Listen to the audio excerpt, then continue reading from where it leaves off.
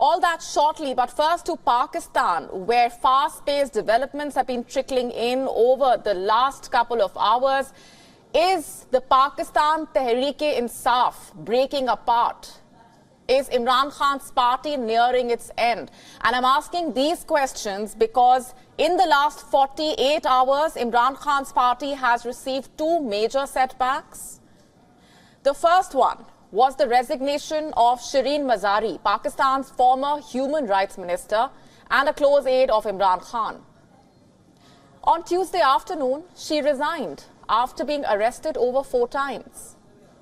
And 24 hours on, another senior party leader has resigned, Fawad Chaudhry Fawad Hussain. Pakistan's former information and broadcasting minister. Not only has he resigned from the party, but is also planning to take a break from politics. And this is the tweet that he put out this evening. Let me quote, with reference to my earlier statement where I unequivocally condemn the 9th May incidents, I have decided to take a break from politics. Therefore, I have resigned from the party position and parting ways from Imran Khan. And the timing of the resignation is significant. It comes just 8 days after this video emerged, showing a scared Fawad Chaudhry running for his life after he spotted police officials outside the Islamabad High Court. This happened moments after the court had ordered his release in connection with a case in which he was arrested for inciting violence. And Shireen Mazari, by the way, went through something quite similar during one of her arrests. She was taken away in a Vigo, a vehicle usually used by members of intel agencies without a number plate. Not just that, approximately 20 PTI leaders have also quit.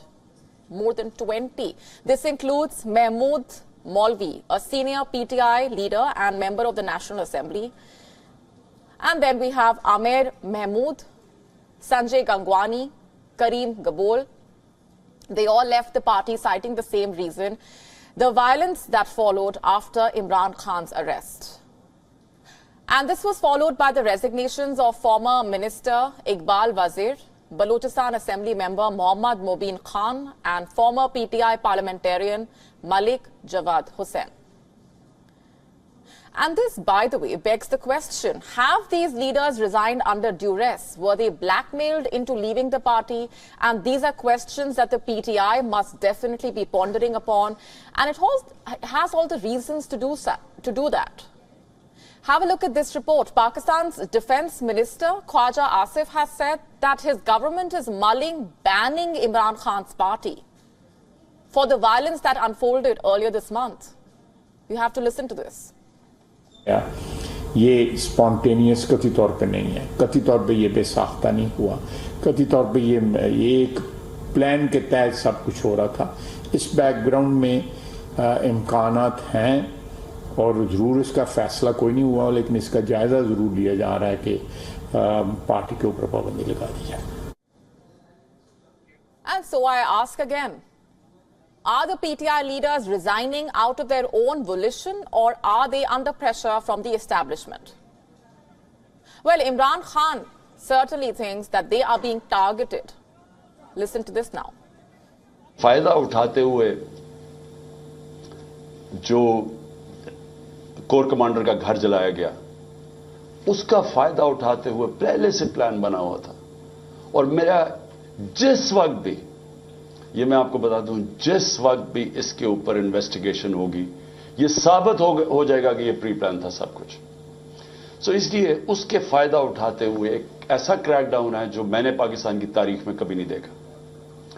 सिर्फ यही नहीं कि सिर्फ तहरीक इंसाफ के कारकुनों को अंदर डाला है, सपोर्टर्स को, सोशल मीडिया के लोग जो अपने तौर पर पार्टी में भी नहीं, जो पीटीआई के लिए ट्वीट करते थे, उनको भी अंदर डाल दिया. सारी लीडरशिप अंदर डाली हुई है. और निकलने का सिर्फ एक तरीका है कि वो जादू के लफ्ज कह दो, वो जिस तरह होता था ना, खुल जा सम. आप जादू का लफ्ज कह दें कि जी मैं तहरीक इंसाफ में नहीं हूं, तो आप रिहा हो सकते हैं. And to discuss this and more, I am being joined by Anas Malik, our Pakistan Bureau Chief. Also with me on the broadcast is James Schwemlein, non-resident scholar at the Carnegie Endowment for International Peace. Coming to you first, Anas, just piece together for us what we know at this point. There is yet another addition to the long list of leaders who are parting ways as far as Imran Khan's support is concerned, and also the setbacks that the PTI has received. What more can you tell us at this point? Well, absolutely, Molly. It's like people from the Pakistan Tehreek-e-Insaf are being made to jump ship following the events of the 9th of May. And we've seen that happen, that over 20 PTI leaders have been made to jump ship or have jumped ship on their own. And those who do not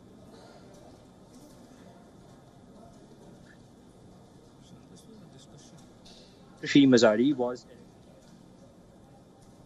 in just 2 weeks, and eventually she said that she bended, and she said that fine, fair enough, I'm leaving the party, and now she's back home. Yesterday, the court had ordered to release Shah Mahmood Qureshi, and despite of the release orders, he was arrested right after his release. So it's like everyone is being forcefully made to jump the ship.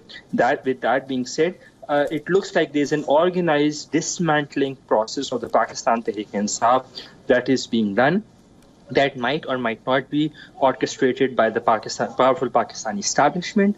With that, these leaders continue to sing just one tone, and which is that they continue to condemn the events of the 9th and the 10th of May. Over 20 leaders as of today have resigned and left the party, and not just the party, but left politics altogether, because they believe that in case if they end up being turncoats against the most popular leader of the country right now, then their political prospects would just die going forward. Molly?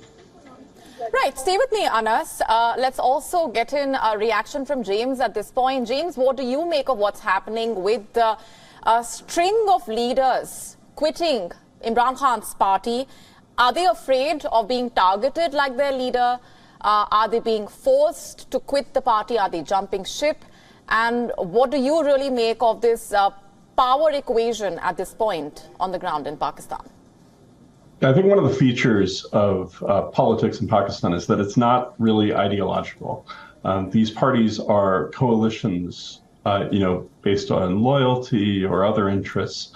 They're not based on, political party platforms or an agenda. So the PTI, as other parties have been, was assembled prior to the 2018 election. In a process that wasn't quite as visible as what we're seeing as it's disassembled now. But it was, slowly kind of accumulated through political leaders from regions, through members who disassociated with rival parties. And what we're seeing now is the reverse, is we're seeing the party being fractured. Now, there's no question that at the center of its assembly, prior to the 2018 election, was the Pakistan Army and the intelligence services. They were looking for an alternative leader to the kind of established Muslim League and People's Party leadership that had ruled the country for the previous 10 years. And they found that in Imran Khan, and they assembled a coalition around him. What we're seeing now is the reverse. Unfortunately, although this last week or so has been very visible and I think obvious in terms of what's occurring. It's not a new trend. Just 6 months ago, a spokesperson for Imran Khan was detained and allegedly, humiliated and tortured while in custody of the state. Pressure against PTI leaders who have been outspoken either against the army or against things that the army prioritizes has been accumulating even prior to when they were forced from power just over a year ago. Right. Anas, what we're looking at is not just the possibility of Imran Khan's party breaking apart, given the string of resignations, but also the party being banned altogether in light of the statement that's been given out by the country's defense minister, where he says that the government is mulling banning the PTI. What more can you tell us about what he said, and what exactly will the government look at? How soon do we expect a decision? Well, today there was a federal cabinet meeting. While we have seen statements coming in from the government of these nature, and this is not the first time that the defense minister has made such a statement, Molly, but it would not be an easy process out to ban a political party. We've previously seen that during the PTI time, they had tried to ban the Tehreek-e-Labbaik Pakistan, the TLP, and that ban was challenged in the Supreme Court as well, because for that, the organization has to be listed as a proscribed organization, and then the banning process from the Election Commission has to follow. And under the Election Commission Act, it would not be an easy ride out, because then they would have to provide credible intelligence inputs and those annexes that basically justify the ban. Otherwise, it would be seen as a politically motivated move to which the Supreme Court would intervene and shoot it down. Therefore, for now, the statements coming from the defense minister remain such statements, and it has not been actively pursued, at least what information what we know, on official agenda of the federal cabinet as of today. Molly? Right. James, what do you make of the defense minister's statement talking about the possibility of banning the PTI? As Anas pointed out, this is not the first time that such a statement has been made, but also personally for Imran Khan, these setbacks, these resignations coming at a time when he has been upping the ante against the army, how do you see this playing out for him? Yeah, so the idea of disqualifying political leaders from facing election is also not new in Pakistan. In 2017, prior to the 2018 election, then Prime Minister Nawaz Sharif was disqualified by a ruling of the Pakistan Supreme Court under citing Constitution, basically alleging corruption and other allegations that the court ruled on. The last 5 prime ministers of Pakistan have all ended up in prison after they left office, or either in prison or under detention pre-trial for an extended period of time. This is unfortunately a job that I'm not sure why people want.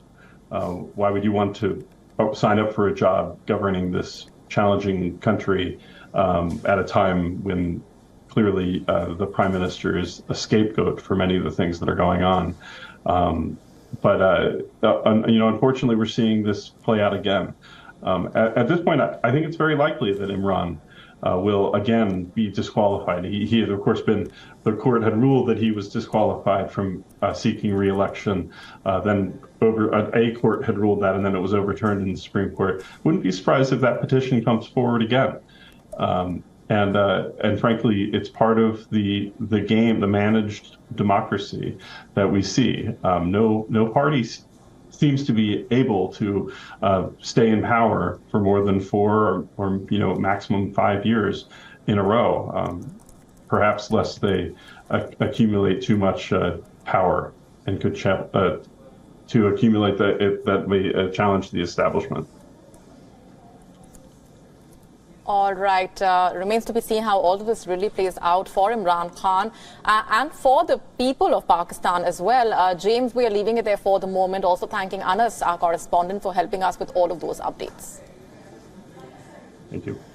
WION now available in your country. Download the app now. Get all the updates on the move.